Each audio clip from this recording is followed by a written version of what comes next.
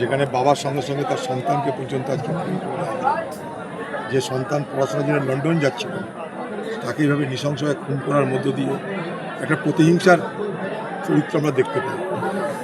এবং আমি এটা খুব ভালো করে জানি, এখানকার পুলিশ তাকে যদি আগেও এই ঘটনা ঘটার আগেও তাকে কোনো না কোনোভাবে তাকে খবর দেওয়া হয়েছিল যে কিছু একটা বড় সড়ো ঘটনা ঘটতে পারে। এখানকার পুলিশের ভূমিকা অত্যন্ত ন্যাক্কারজনক। এখানকার পুলিশ যদি তৎপর থাকতো, এখানকার পুলিশ যদি দক্ষতা দেখাতে পারতো, এই ঘটনা হয়তো এড়ানো যেত। এই ঘটনা কুড হ্যাভ বিন অ্যাভার্টেড, এটা কিন্তু এড়ানো যেত বলে আমি নিজে মনে করি। এখন ব্যাপার হচ্ছে যে সরকার পাল্টেছে, কে কার দলে, তৃণমূল নানা রকমের। এখন আগামী দিনে প্রশ্ন করতে হবে তৃণমূল কয় প্রকার ও কী কী, কোনোটা ভালো কোনোটা খারাপ, যারা খুন করালো তারা কোন তৃণমূল। বাংলার মুখ্যমন্ত্রী নিজে ঘোষণা করছেন আসামির নাম, পুলিশ বলার আগে বাংলার মুখ্যমন্ত্রী নিজে বলছে আসামি কে। তখন বাংলার মুখ্যমন্ত্রী জেনেই গেছে আসামি কে, তাহলে তদন্ত সেখানেই সমাপ্ত হয়ে যাচ্ছে। বাকি তারা কারা খুন করলো, যার কথা বলছে সে তো জেলে, কিন্তু বাকি যারা তার কথা খুনটা করলো তারা কারা? কারণ জেলখানা থেকে বসে তার কেউ গুলি চালায়নি, এখানে কিছু লোক এসে গুলি চালিয়েছে। শুধু গুলি চালানো নয়, নৃশংসভাবে খুন করেছে। গুলি চালানো, তারপরে যে ধারালো অস্ত্র দিয়ে আঘাত, সারা বাংলার মানুষকে আতঙ্কিত করে দিয়েছে। এ কোন পরিবর্তন দেখছি? এটা পরিবর্তন না আবর্তন জানি না আমরা, কিন্তু বাংলায় আজকে আশঙ্কা, ভয়, ভীতের বাতাবরণ তৈরি হয়ে গেছে। আমি কথা বলছি না যে বিজেপি করেছে কি কে করেছে কি তৃণমূল করেছে, অপরাধী অপরাধী, সে যে দলই করে থাকুক তার অপরাধী, সে অপরাধীদের ধরতে হবে। খুনের পেছনে কারণটা কি পেয়েছিল? কারণ আমরা জানি না, আমি তো তদন্ত করছি না। তবে সে একজন এখানকার প্রমিনেন্ট কংগ্রেস নেতা ছিল, এখানে শক্তিশালী কংগ্রেসের নেতা ছিল আনিসুর। সে তার হয়তো এখানটা অনেক প্রতিবাদের কাহিনী আছে, অন্যায়ের বিরুদ্ধে লড়াই করার কাহিনী আছে, তাতে হয়তো কেউ প্রতিহিংসা চরিতার্থ করতে পারে। এগুলো তদন্তের বিষয়, আমি আন্দাজে কিছু বলতে পারি না। পুলিশ মন্ত্রী আমি তো নয়, পুলিশ মন্ত্রী বলে দিয়েছে যে খুনিকে, খুনি কোথায় সব বলে দিয়েছে। কিন্তু জেলখানার ভিতর থেকে বসে খুন করানো যায় এই বাংলায়, এটা তো আগে জানা ছিল না আমাদের, যে জেলখানার ভিতরে বসে বাইরে খুন করানো যায়।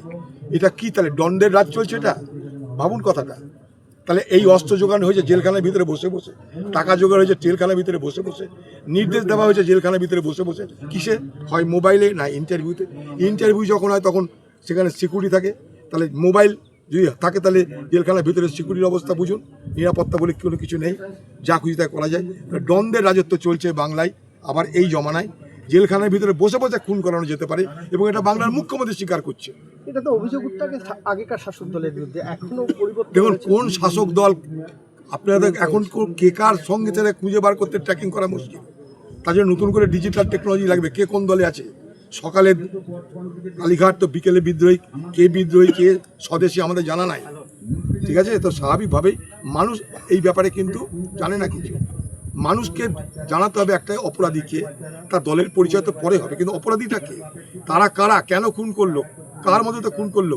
আজকে যখন অপরাধীরা, লক্ষ্য করবেন অপরাধী মানে তারাই হয় যেমন সাপ বুঝতে পারে আগে ভাগে গর্তে ঢুকে যায় যে কখন বেরোতে হবে কখন ঢুকতে হবে, অপরাধীরা তেমনি সাপের মতন চলাফেরা করতে পারে।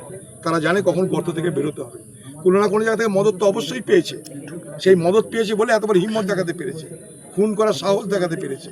তৃণমূল জমানা তো নেই এখন, তা তৃণমূল জমানায় কার কাছে ভরসা পেত? তৃণমূল জমানায় সেটা আমরা জানি। তৃণমূল জমানায় সরাসরি পুলিশ ছিল তাদের সঙ্গে। আজকের জমানায় ভরসাটা পেলে কোত্থেকে খুন করানো? আজকের জমানায় খুন করানোর ভরসার পিছনে কোনো না কোনোভাবে প্রত্যক্ষ অপ্রত্যক্ষভাবে কি শাসক দলের কোনো মদত আছে? এটা তো প্রশ্ন উঠবেই। কারণ অপরাধী সবসময় সরকারি আশ্রয়ের জন্য লড়াইতে থাকে, সরকারি আশ্রয় না পেলে অপরাধ করা যায় না। এটা কিন্তু সবাই জানি আমরা। এই বাংলায় এইভাবেই অপরাধ হয়। রাজনীতির বাইরে বাংলা অপরাধ করার ক্ষমতা খুব কম ক্রিমিনালের আছে। এটা কোন ধরনের ক্রিমিনাল আমি জানি না, কিন্তু এই নৃশংস বর্বর ঘটনা, একটা বাচ্চা ছেলেকে শুধু হত্যা করে দেওয়া হলো, সারা বাংলার মানুষ চিৎকার করছে। এ কোন পরিবর্তনের জমানা এলো আমাদের? অজিতা বলছি যে